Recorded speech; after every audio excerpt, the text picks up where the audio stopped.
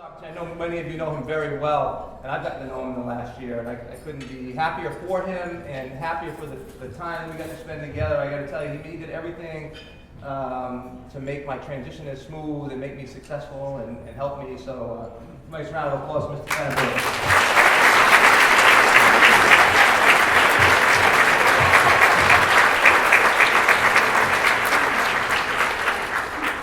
Now, what a wonderful night, a wonderful celebration, and you know the countless lives that all of you have touched, the many children, the thousands and thousands and thousands, the educators that you've helped, the investment that you've made in the district, and certainly people go, how do you replace, the experience in this room? And the truth of the matter is you don't replace it. You hope that the people that you had an opportunity to work with will step up and fill your roles, whatever they may be. We're all educators, regardless of what our roles are in the district, and you have done a tremendous job. Once again, you don't build a reputation on what you're going to do. I mean, you have amazing reputations, the 11 people that are here tonight, and the 4 that couldn't make it, 15 just great educators. So, on behalf of the district, congratulations. We're very appreciative of all you've done. Have a wonderful night. Thank you.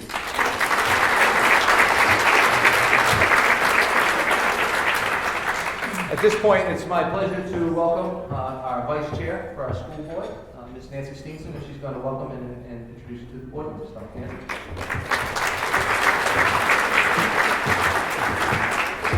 Can you hear me? Before I begin, I'd like to thank my fellow school board members who took the time to come here tonight and join me in honoring those of you who are retiring. Current board members Michael Mascola, Roger Barzak, and Kate Delfino, and former board members Lori Aubry, Lisa Withy, Liz Costa, and Arlene Champy.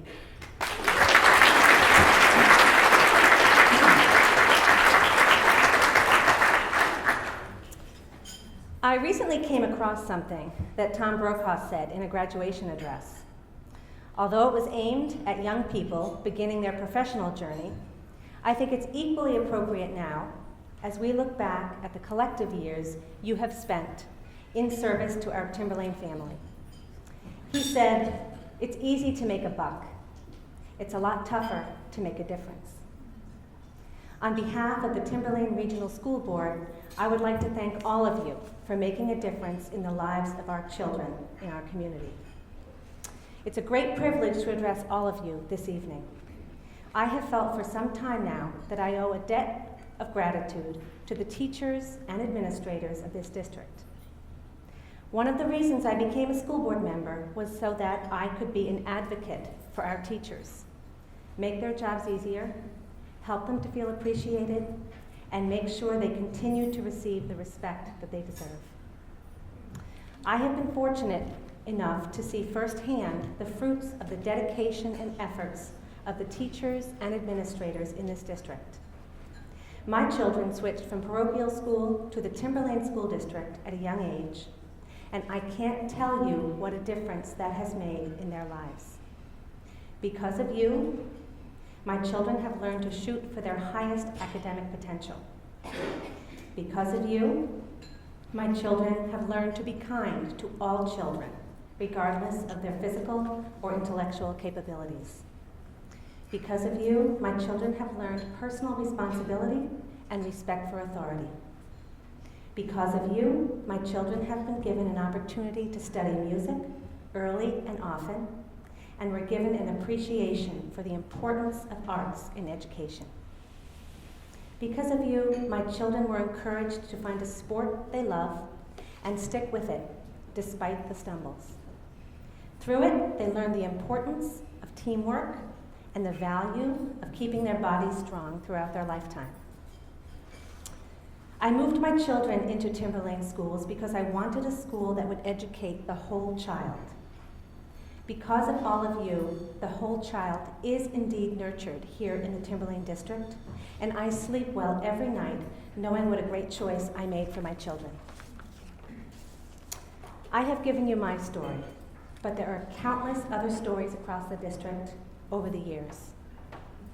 Though perhaps there were times you may have felt underappreciated, I want you to know how much I appreciate all you have brought to this district and to all of our children. Your selfless service has not gone unnoticed by me, nor by the school board, nor by many, many members of our community. I am thrilled to be standing here and thanking each one of you on behalf of the Timberlane Regional School Board. Each of you has been an inspiration to many. As you go forward into your retirement, my wish for you is that you pursue your passion. In the words of an anonymous, wise person, become the lesson you would teach. Be what you would have others become. Thank you, and congratulations to all of you.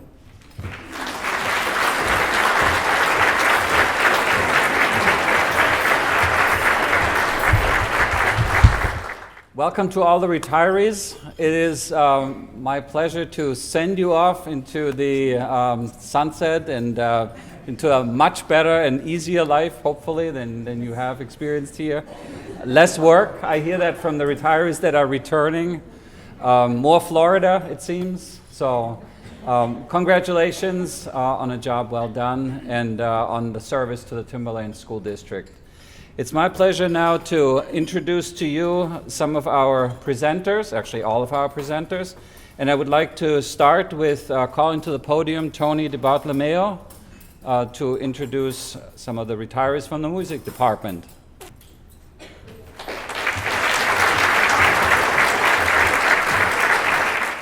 Good evening. Can we just have Nancy give that speech again? Nice job, Mrs. Steenson.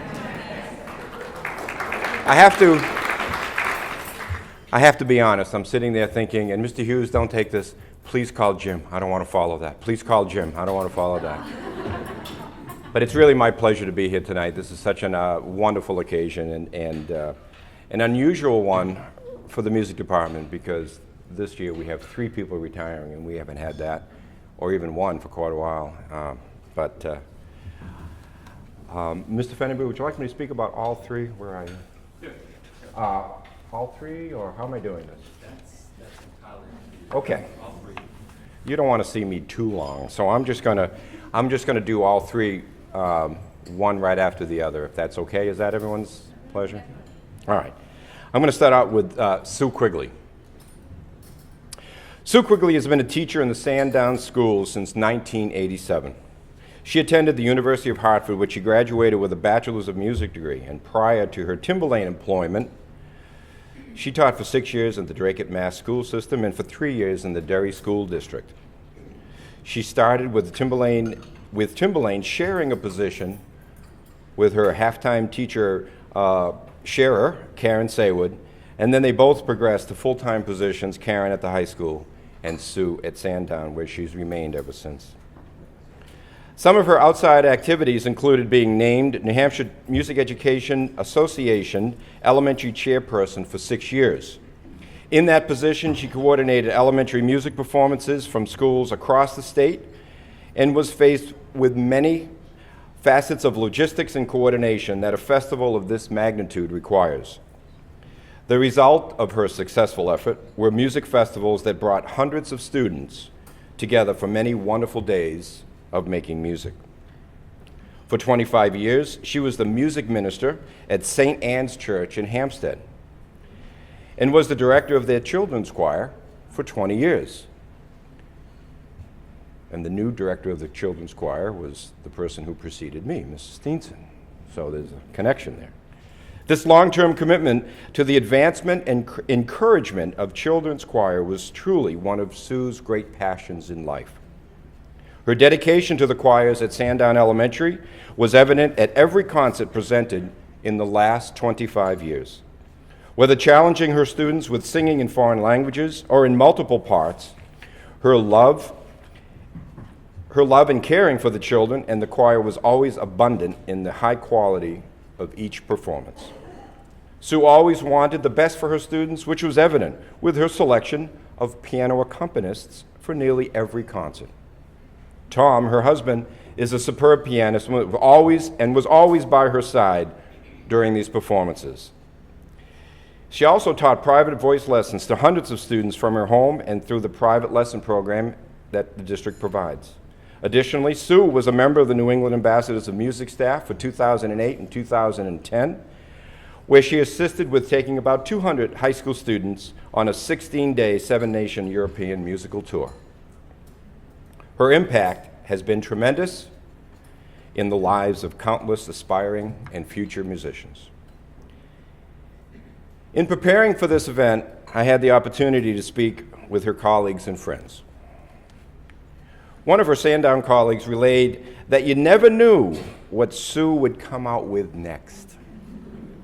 She has a wonderful, weird sense of humor that she would love to share with others. She was usually the quiet one in the group, but you had to watch out because all of a sudden, she would come out with the funniest comment and then laugh louder than the people around her.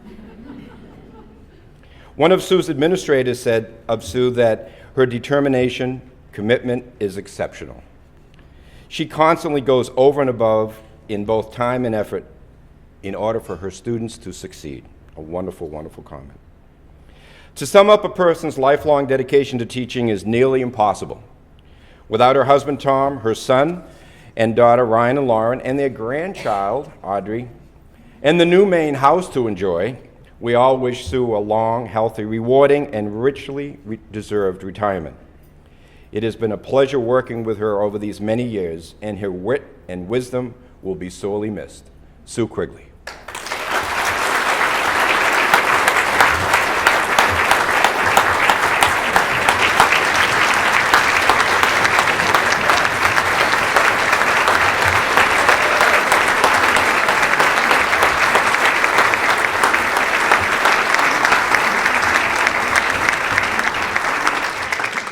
The next person I'd like to speak about is Marjorie Nelson. Marjorie earned her Bachelor in Science and Music Education at Lebanon Valley College, which is located in the sweetest part of the Amish County. It's downwind of Hershey, Pennsylvania. During her first year after college while in Dover, Delaware, she realized what would become two of her lifelong loves: her passion for teaching music and her soon-to-be husband, Harry. Next came 4 years of teaching strings in Methuen, Massachusetts, during which she earned a Master's of Music degree in Music Education from Boston Conservatory. That was a very busy time in her life because also during that time came a new house and a family. And at last, in 1985, she was ready for Timberlane. Every year, she has been fitting in her string lessons among the Timberlane schools, each day at a different school, some days doing a morning in Pollard and an afternoon in Sandown.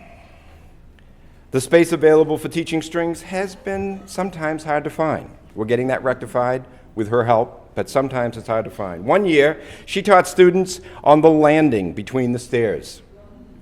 Another year, she taught in the janitor's mop closet. Not something we're exceedingly proud of, but this is what we do to make things happen.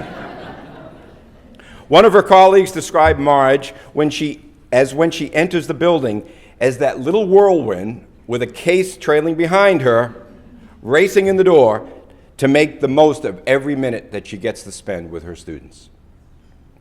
The instructional space for the classes didn't matter to her. What mattered were the students. And she taught them anywhere possible, in addition to offering private lessons at her own home. My own children took lessons with her at her house, and we always enjoyed the gorgeous view of the lake and watching the progress of their home as she and Harry continually expanded and renovated. Through these years, she started hundreds and hundreds of children in violin, viola, and cello. Many went on to continue in orchestra, but some went on to band, much to her dismay. But those people who went on carried with them the benefits of having learned the solid musical foundations that Marge instilled. My own children being part of that.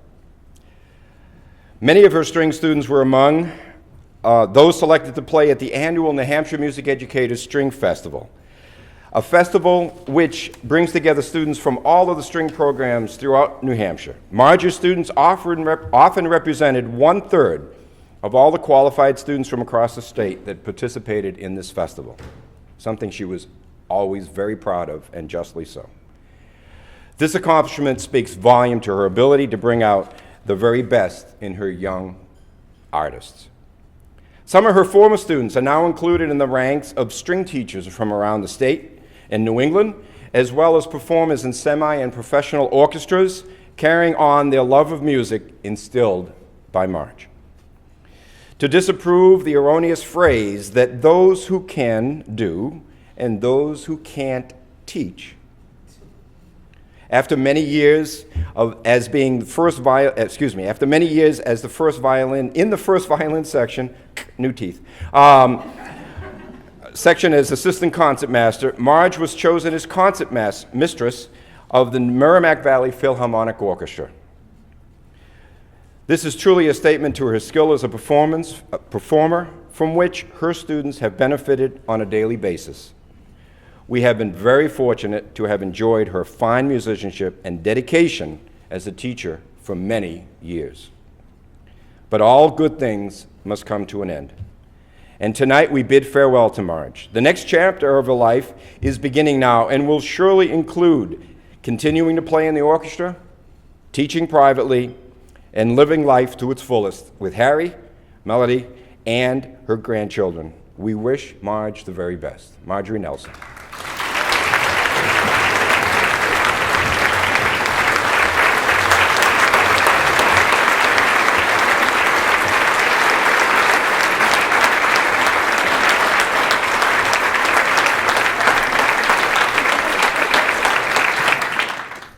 The last music department faculty to retire is Debbie Lincoln. In 1977, Miss Giles was hired by Atkinson Academy then Principal Gene Robbins. How many people remember Gene Robbins? Yes. Music Department Chairman John Jacoby and Superintendent Robert Crompton in 1977. Yes. Oh, wow. Hear that, room? Yes. She came to us from Manchester, New Hampshire, where she had taught classroom music for 3 years. She first taught as a grade 1 through 5 general music teacher and elementary band instructor at both Atkinson Academy and Sandown Central. A few years later, John Jacoby experimented with a new concept of a district-wide band person that would also specialize in only one discipline. So, being the trailblazer that she is, Debbie switched to teaching band students and began traveling around the district, something she did for 30-plus years. During Debbie's 36 years in the Timberlane Regional School District, she has been through 5 cars, 21 elementary principals, 5 superintendents, but only 2 music directors. And the most astonishing fact at all, she still has the same husband.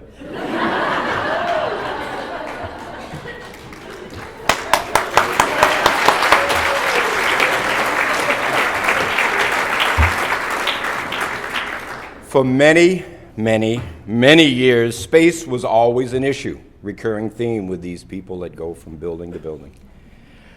Where could we offer band and string lessons? The music department even considered purchasing a music mobile to travel around the district similar to the dental and bookmobiles. She wasn't too excited about driving it, but we would have worked something out. But fortunately, we didn't have to get to that extent, right, Deb? But instead, creative thinking found little spaces, such as the stage at both Atkinson Academy and Pollard. The band classes would play on one side of the stage curtain while the phys ed classes were in session on the other side. Didn't bother her. Drums are louder than balls. You know how that works. One year at Atkinson Academy, Debbie was allowed to walk the band members down the driveway to the old town hall where she taught upstairs in the old auditorium. At Sandown, she walked down the hill to the basement of Sandown Town Library, which housed the police department, and she held lessons in the empty police department office. In the wintertime, enterprising band students rode their instrument cases down the hill to their lesson. Big motivator in taking lessons.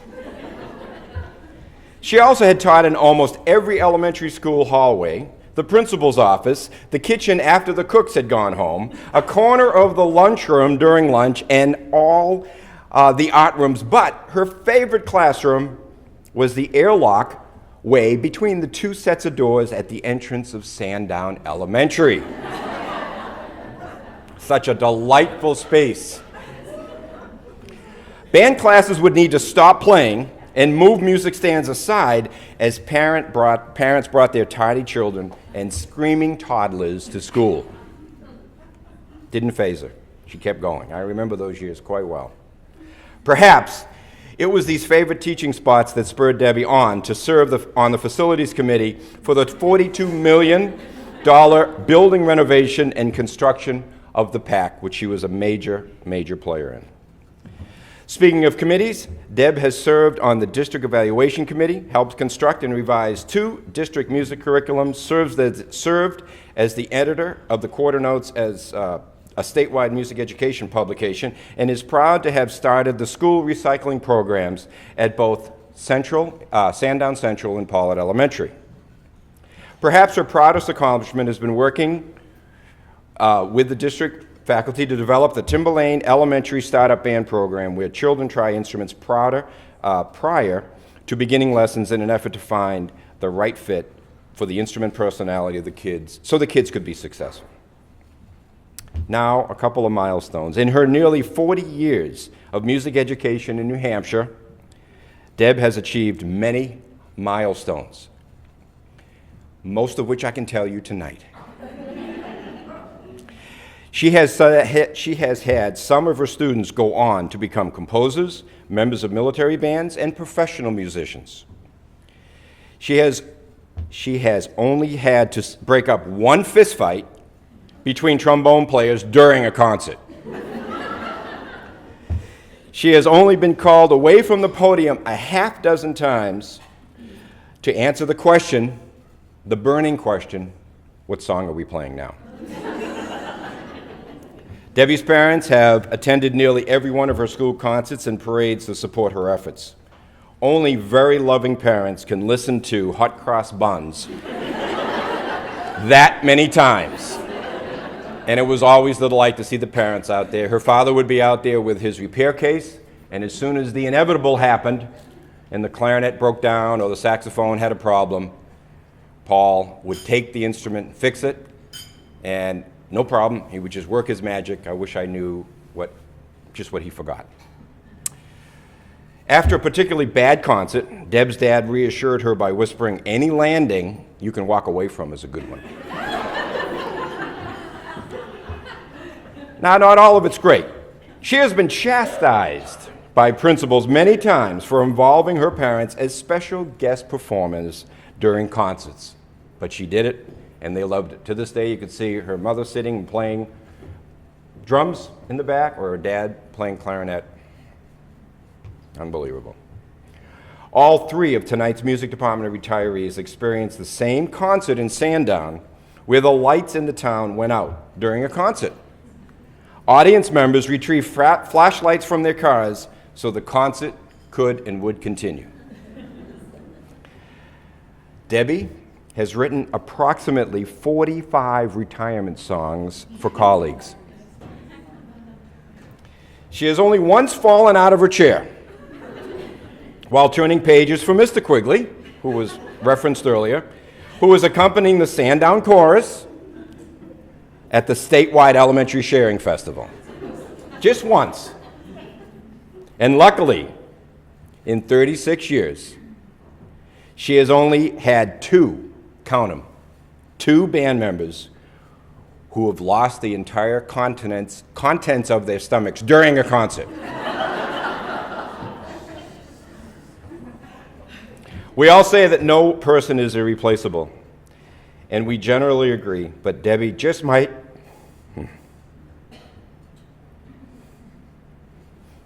Sorry.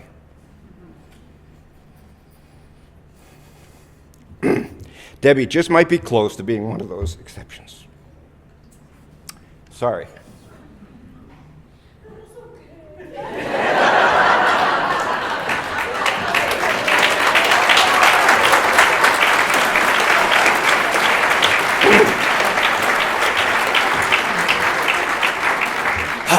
Anybody know a good rendition of Hot Cross Buns? One more time. Tonight, we want to declare Debbie the Poet Laureate for the Timberlane Regional School District and the Queen of Hot Cross Buns. We love you, and you will truly be missed. Debbie Lincoln.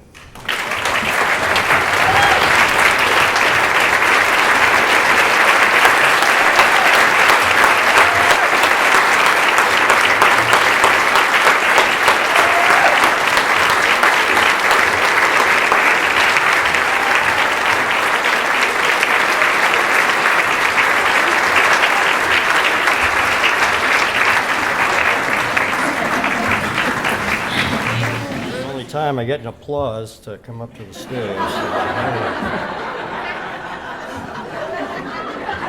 Anyways, thank you very much. I'm here to honor George Nugent, who is affectionately known as Big George. George has been with the school district since 1997, having worked for Suburban Propane for 24 years.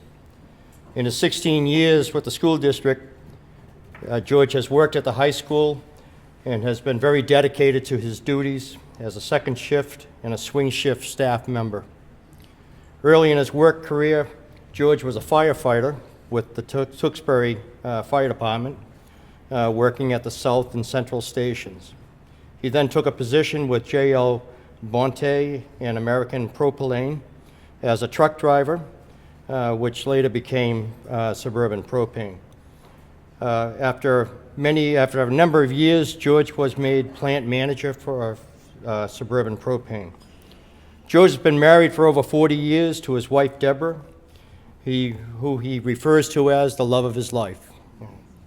And they have 2 children, Michael and Jennifer, and have 2 grandchildren. George will be missed by his fellow employees for his dry sense of humor and his get-it-done attitude. Big George, we wish you all the best in the next phase of your life. Enjoy your retirement, and thank you for your service to Timberlane High School.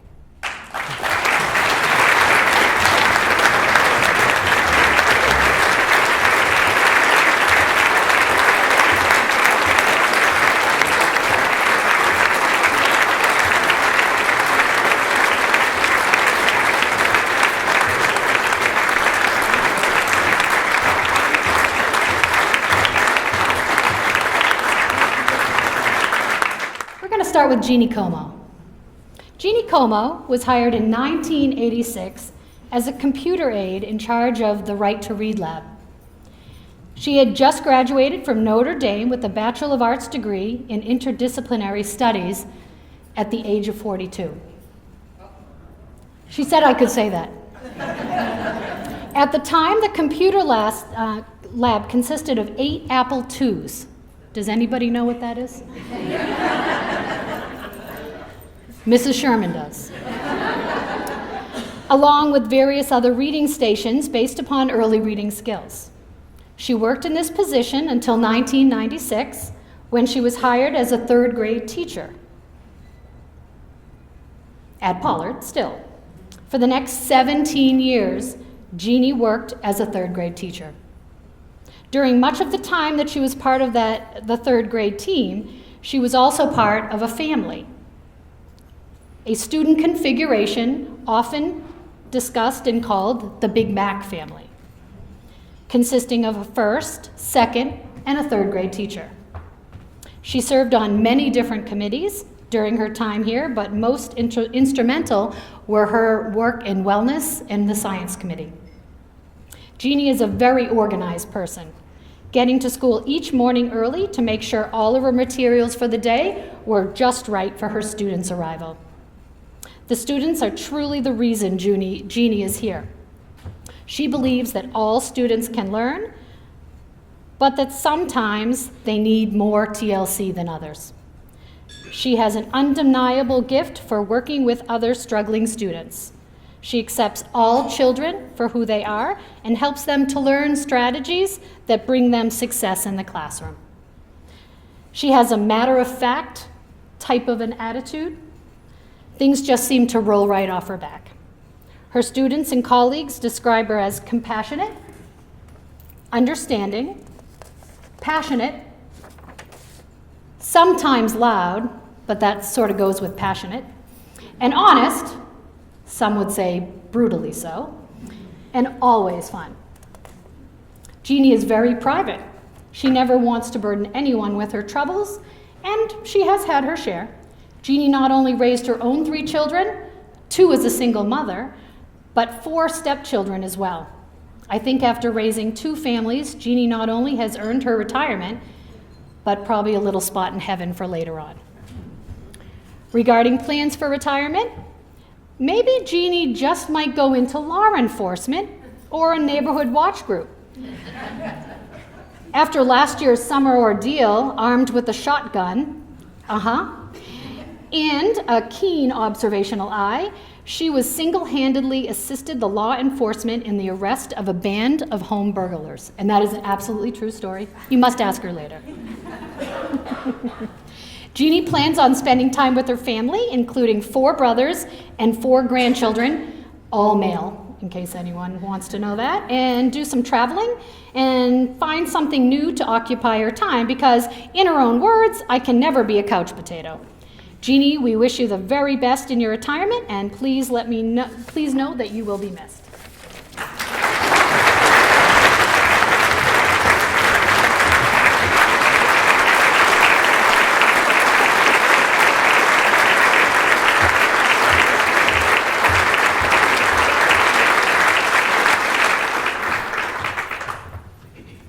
I told her we had a tradition that she has to take her gift and fill it with M&Ms and bring it to school tomorrow. Okay, next up for Pollard School is Joan Goff. Joan Goff, as many people at Pollard refer to her as Java Joan, has worked in education since 1973 when she earned her Bachelor's of Science at Plymouth State College in elementary education. For those of you trying to do the math, that makes 40 years. Joan explains that retiring now is perfect, and I could not agree more. 40 years in education is an amazing feat. Joan worked full-time until she started adding to her family with her husband, Tom, first Nick, and then Andrew. During her boys' early years, she worked part-time at the preschool teacher, and then later she taught in a few different New Hampshire schools in 2nd and 3rd grade. In 1999, Joan finally smartened up and was hired by Pollard School. Her jobs at Pollard School included Title I teacher, Reading Recovery teacher, Title VI teacher, Grade 2 teacher, and a Grade 3 teacher. Then, in 2006, Joan moved to our special education department, working first as a Grade 3 case manager and now as a 5th grade case manager. Yes, Joan has worn many diverse hats throughout her career, but one thing has been quite steady for her, her quest to help struggling students. One role I haven't talked about yet much but must be mentioned in her role is that of which she played with our Pollard School community. Joan has been working on our climate since she came here in 1999. Many staff members consider her the Martha Stewart of Pollard School, bringing in fresh-cut flowers of the season for not only herself, but the office, the staff room, and many of her colleagues. We will definitely miss her homemade scones and pumpkin-stuffed bread, and many of her blueberry foods she tempted us with. Joan organized the coffee for the past 7 years, and for this, that is why her nickname is Java Joan. Her teammates describe Joan as a springboard of ideas regarding struggling students, and she is always ready to jump in to help, especially if it concerns a special occasion. She has been a member of our Sunshine Committee for 9 years. She has also sat on our Target Committee, Science Committee, Climate Committee, been our TTA rep for the last 2 years, and participated in all the books and reading the books that the staff has read this past year in our newly founded book club.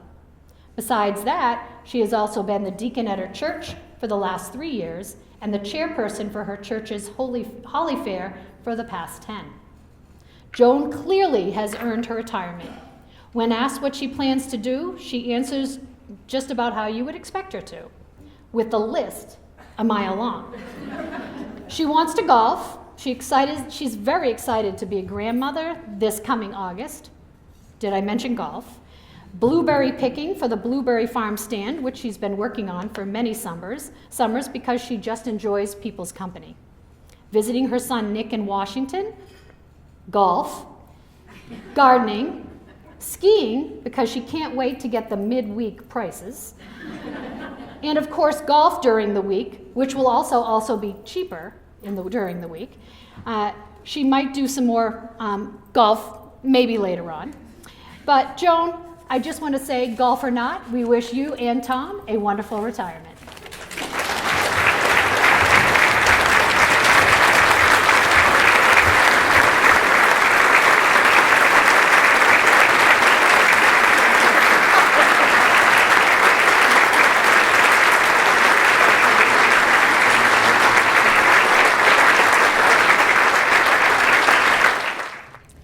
I have a cold tonight, so hopefully I can project. I am pleased to have this opportunity to speak on behalf of Kathy Dans this evening. I first met Kathy in 1989, when together we served on the first of many, many committees to come. I don't even remember what committee it was, but I do remember listening to her talk and thinking, she really understands child development, and I need to listen carefully. I can learn a lot from her. The years have marched on and much has changed, but if today, 24 years later, you ask me to tell you one quick fact about Kathy, it would be she really understands child development, and if you listen and observe carefully, you will learn much. Kathy graduated from UMass Amherst, where she received a Bachelor of Science degree. Later, she earned a Master's of Education from Lesley College in Creative Arts and Learning. Kathy first taught readiness at Pollard, then readiness, entry, remember that grade? In grade 2 at Sandown Central, and is now retiring as a kindergarten teacher at Sandown North. Kathy has played an important part in the lives of many people. To adults with whom she works, Kathy has been colleague, mentor, friend, confidant, active listener, and supporter.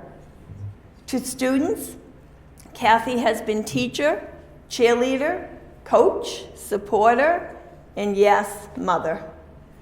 Her calm demeanor and supportive manner have helped many to take risks and to achieve at high levels. She supports all the students at Sandown North to become stars, to be safe, trustworthy, always respectful and responsible, and expects the same of herself and of other adults. She is a highly reflective practitioner and continuously seeks ways to incorporate best practices into her teaching. As Kathy learns, she thinks. She takes nothing at face value, but instead she listens to understand. Kathy is a visual learner, so as she is taking in new information, she takes out her ring of little colored pencils and begins to draw. Kathy, do you have any idea how distracted some of your more attention-challenged colleagues have been by the visual representations of your learning? No problem, as long as it worked for you.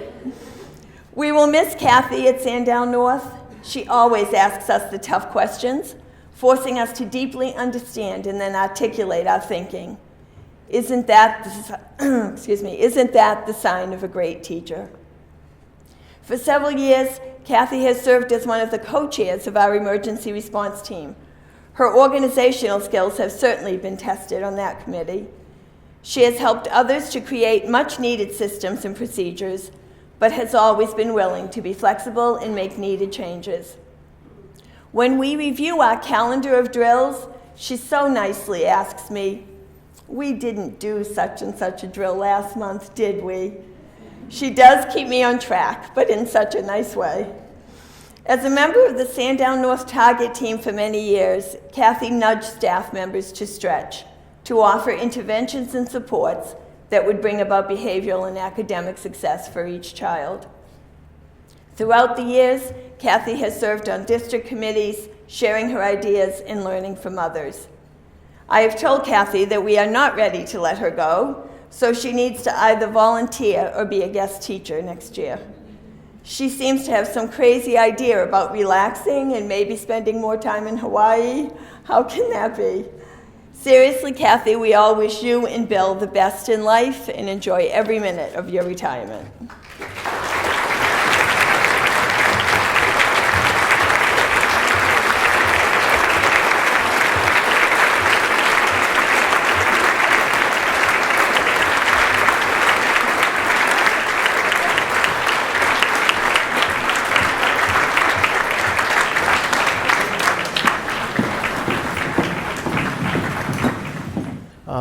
My first person to speak about tonight is Gail Dacey.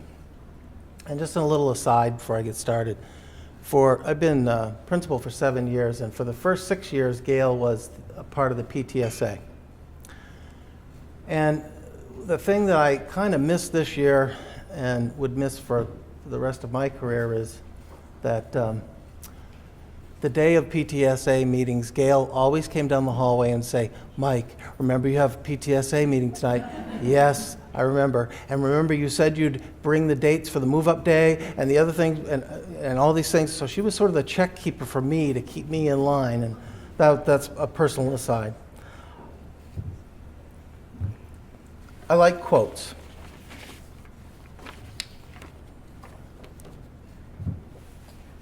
In 3 words, I can sum up everything I've learned about life. It goes on. Robert Frost.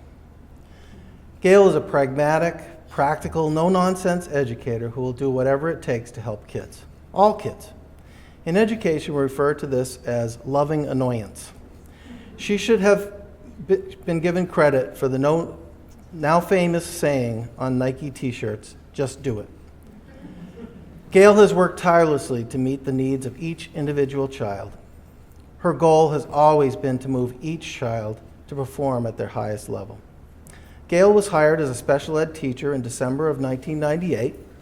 She earned a Bachelor of Science degree from Central Connecticut State College in 1973. And in 1978, she earned a master's in special education from Southern Connecticut State College. She served on a multitude of committees while at the middle school: safety, wellness, morale committee, PTSA, and baby shower and wedding, which we seem to have a lot of those going on right now. Also, the one that's probably the hardest for us to adjust to right now is she's been in charge of our retirement party planning, so we're readjusting on that one. Speaking with many of her colleagues and teachers that she's worked with, these are some of the statements that they say about Gail. Great teammate, dedicated, thoughtful colleague and friend, puts kids first, a mentor, out of the way to help anyone. Always prepared. Her work is spot on. She makes it look easy. Our go-to person, social and fun. And finally, what are we going to do without her? Today I spoke to some students who said, "Mrs. Dacey works with all of us. She never says, 'I can't help you.' Whatever you need, she will find a way to help you learn. Or if you just need some help, any kind of help." And another student said, "She's retiring, why?"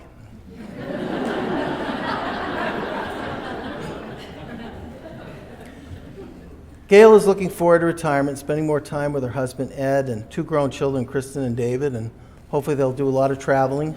And I'll finish with one more quote. And this one, I think, reminds me very much of Gail as well. If we are facing in the right direction, all we have to do is keep on walking. Gail Dacey.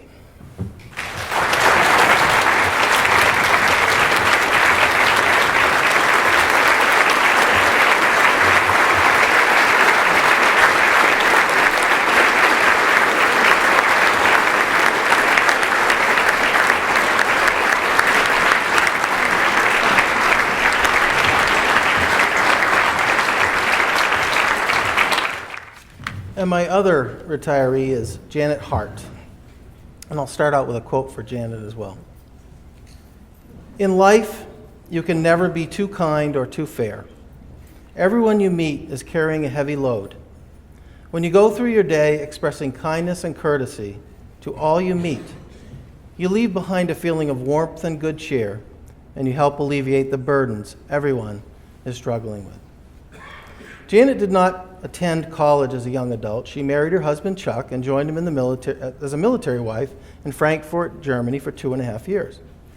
They made Cape Cod their home with their daughter Terry and sons Jacob and Wayne. While raising a busy family, she took art classes, taught art at Trinity School, and started a home business making Cape Cod caroler dolls. Raising her children was the joy of her life, and it was through them that she envisioned what a classroom could look and feel like. They inspired her to become a teacher. Beginning in 1994, through Chuck's encouragement and support, Janet received her BA and then her master's, and finally gained her principal certification in 2004. Janet began her teaching career as a middle school teacher in Franklin, Massachusetts, then taught elementary and middle school in Dennis-Yarmouth Regional School District. She was hired by Peg Ralph at Danville Elementary School in 2002 when she and Chuck moved to New Hampshire. Janet was hired as a curriculum coordinator at TRMS in 2005 and served in that capacity until 2011. She led the Math and Science Technology Drive with the Science Era grant that brought computers into our science classrooms. And in math, she administered the Tufts University grant that is an ongoing institute offering teachers in grades 5 through 9 the opportunity to earn advanced credits in content and pedagogy. For the past 2+ years, she has served as an 8th grade assistant principal. In speaking with 8th graders this week, these are some of the things they said about her. Outgoing, caring, thoughtful, friendly, and nice. She takes an interest in us as people. She gives us Jolly Ranchers. She tells us to pull our shorts down, put our shirt over that, and yells at us in a calm way.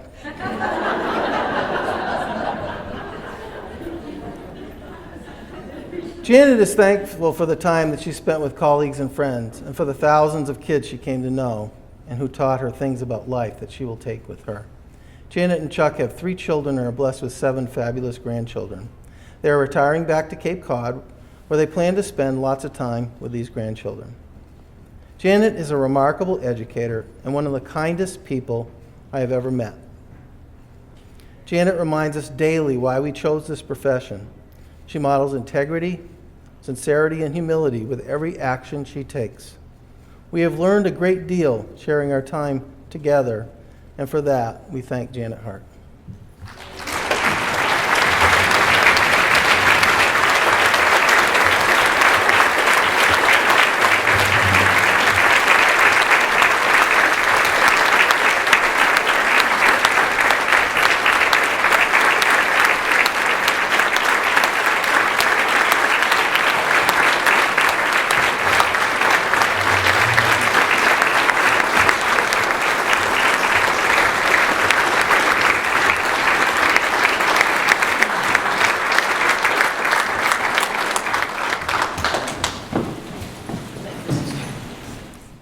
Good evening.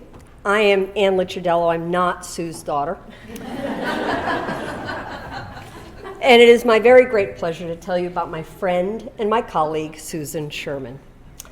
Sue came to Timberlane High School in 1972, fresh from Plymouth State College with her new degree in biology and a young teacher's eagerness to share the joy of scientific pursuit.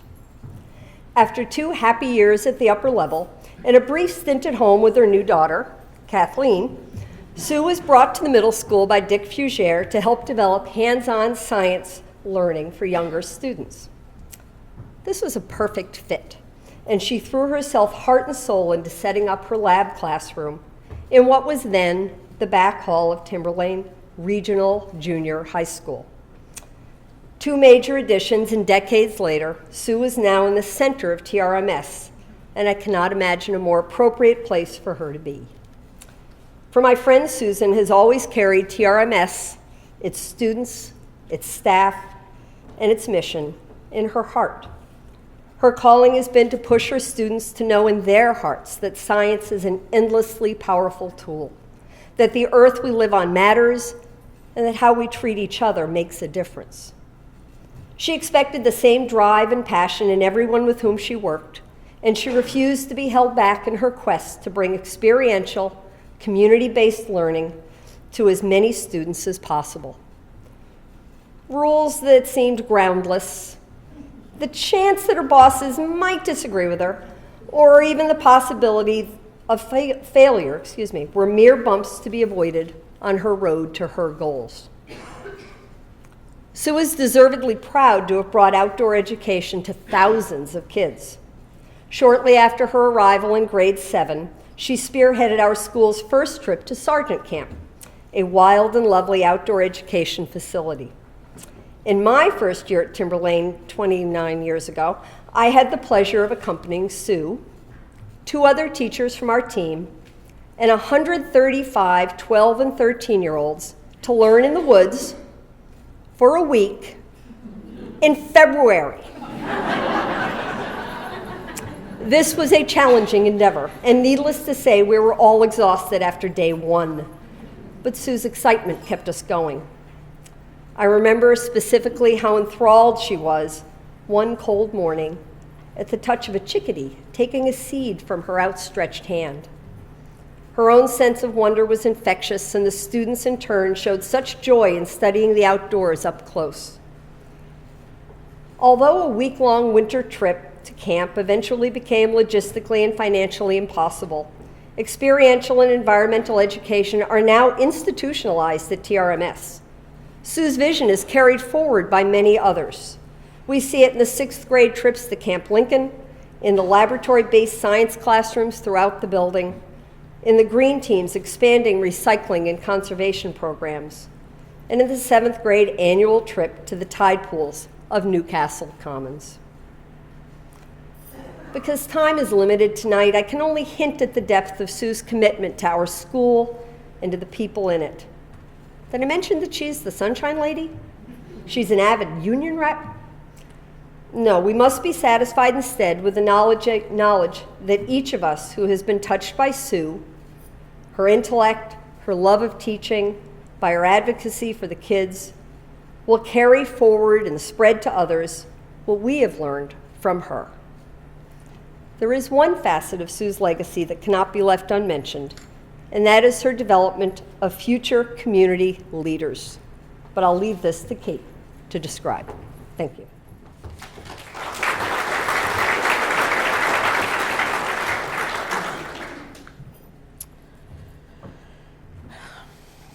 My mom has a love of community and volunteering like no one I have ever met, and she believes in the ability of each of us to change the world. She is very proud of her work with Student Senate, or as she calls them, my Senate kids. Together, they have enriched the lives of senior citizens in the area with their luncheons, holiday celebrations, and her Senior Buddies program that pairs Senate members with the elderly. My mom brought the National Junior Honor Society to Timberlane. The Honor Society was an organization that gave students a place to be proud of their academic accomplishments. National Junior Honor Society participated in several events, but the most memorable was the annual sleepover at the middle school. 40 students camped out in the middle school library, watching movies and playing hide and seek in the hallways. A special treat for kids who had worked so hard. And I will tell you, the best place to hide was on top of the lockers. You just had to make sure that Mrs. Sherman didn't catch you at it. My mom also coached hundreds of girls over the 20 years of coaching JV softball at the high school. Most of those winning years. Her players became our extended family, calling her Coach Sherm or their second mom. Mrs. Sherman was, of course, a Girl Scout leader, and I know she is still a registered Girl Scout now. She taught us how to make fire starters and how to cook pizza in a tinfoil covered box, and she continues to work with troops in the area. Recently, a young troop participated in a gallery of courageous and strong women. One of those young girls chose Mrs. Sherman, an honor she so righteously deserves. She did all this while putting her heart into teaching in her classroom and raising me. We may never know how far the legacy of Susan Sherman extends, but I know many current teachers, lawyers, nurses, doctors, Girl Scout troop leaders, coaches, mothers, and more whom Mrs. Sherman has influenced with her teaching in the classroom and out, and with her love of community. A former student who is now a professor of biology at Virginia Tech recently told my mom that she owes her love of science to her. This is truly a legacy that will continue on. Even though she is retiring, my mom is not ready to rest. She will continue her work volunteering with the town of Plastow and give personal science lessons to her grandsons, AJ and James, who love the ocean and critters just as much as she does. Please join me in wishing my mother, Mrs. Susan Sherman, an extremely well-deserved happy retirement and best wishes. You will not be soon forgotten for all you have done. I love you.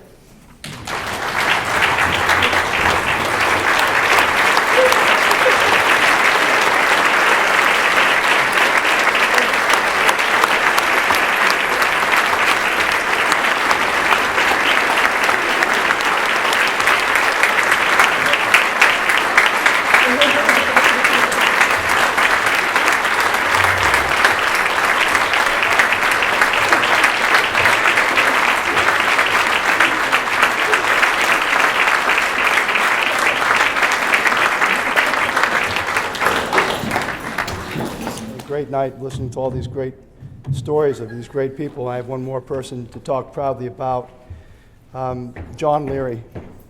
John Leary has been a tremendous influence in the lives of many students at the high school for many years. He arrived in 1986. Prior to that, he had earned his Bachelor of Arts from Marquette University in 1970, major in history. In 1977, a Master of Arts from Washington Theological Coalition with a major in theology. And prior to Timberlane, he spent 10 years in a Catholic high school in education in Illinois, in Kentucky, and in California. 1986 to 2001, he was a tremendous social studies teacher at Timberlane High School. In 2001 to 2007, he was an assistant principal, and then he was asked to be the associate principal because I needed so much help in 2007, and he's served in that capacity ever since.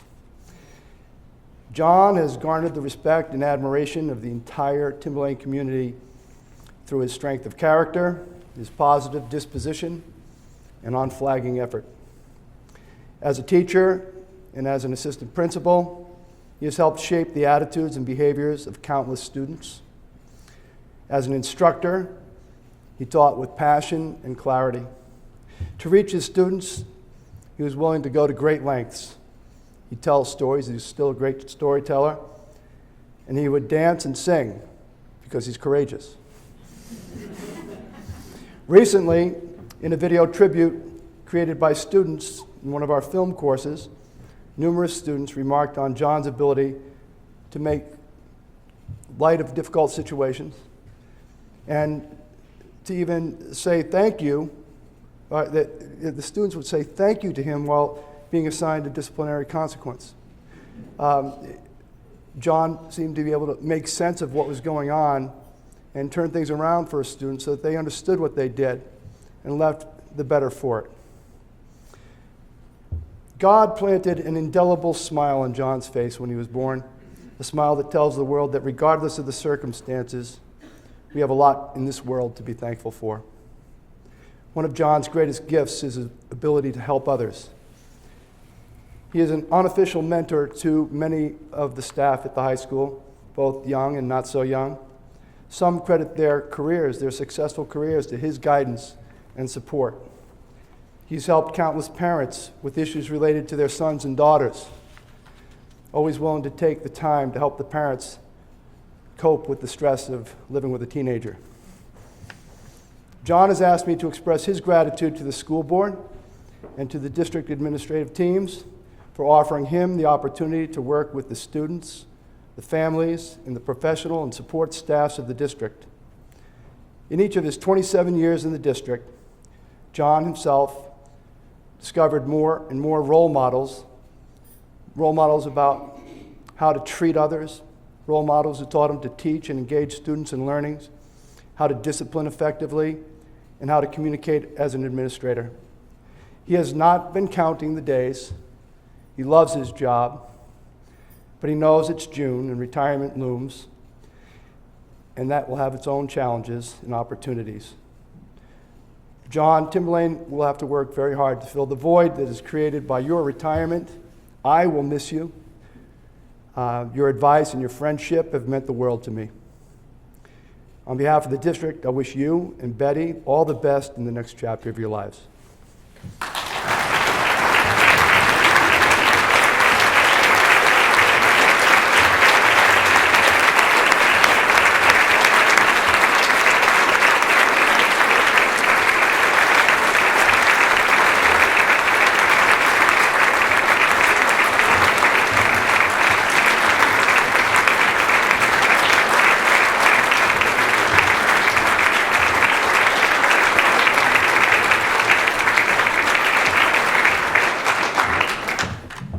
Well, in closing, we had 4 members that could not join us tonight, and I'd ask you to hold the applause, and I'll read their accomplishments, and we certainly can celebrate without them, because they were certainly a part of this big family as well. First is Cynthia Frazier. Cindy retired from the superintendent's office last July with 19 years of service. She served as a personnel secretary and then secretary to the directors of education. Deborah Fraser. Deb will retire with 26 years serving as the technology specialist alongside technology director John Holland. George Jadowin, I think he's known as Little George, retired early this year after serving 15 years as a custodian at the high school. He's currently enjoying his time in Florida. And last but not least is Susan Shucker. She'll retire at the end of this month with 16 and a half years at Sandown Central as a special education assistant. So please join me in congratulating them.